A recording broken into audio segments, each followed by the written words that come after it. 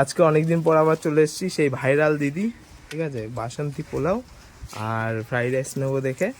আমার সাথে এসছে বান্টি। হ্যাঁ, ঠিক আছে। তো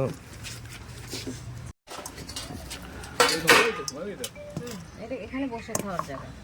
আর ওই উঁচু সিঁড়িটা দেখো, ওইদিকে তাকাও, উঁচু সিঁড়ির মতন আছে ওইটা।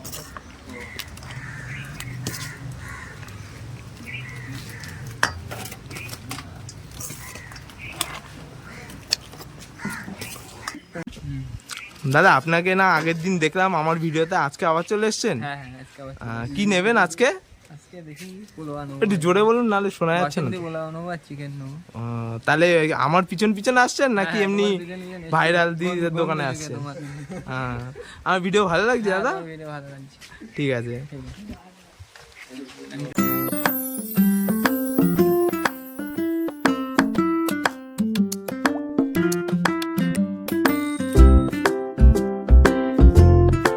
বাচ্চাদের কিচেন থেকে নিয়ে আসার পরে ভালোই মোটামুটি বাসন্তী পোলাও গন্ধটা খুব সুন্দর লাগছে।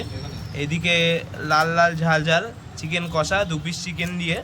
চিকেনের সাইজগুলো বড় বড় সাইজ আছে, মোটামুটি 1 পিস করে আলু, 2 পিস করে চিকেন, হ্যাঁ, সাথে ফ্রাইড রাইস আর বাসন্তী পোলাও। দেখতে তো খুব সুন্দর লাগছে, এবার খেয়ে বলা যাক যে কেমন টেস্ট। আশা করা যায় চিকেনটা ভালো হবে, গন্ধটা তো চিকেনটা সুন্দর ভালো বেরিয়েছে। soft হয়েছে। হ্যাঁ, এবার দাদা একটু বলুন, রিভিউটা দিন। চিকেনটা ভালো সফট হয়েছে। হ্যাঁ হ্যাঁ 10-এর মধ্যে 9 দেওয়া যায়। হ্যাঁ, খারাপ না। একটু ঝোলের সাথে মাখিয়ে একটু খান। হ্যাঁ, ঝোল খেতে মান দেখা।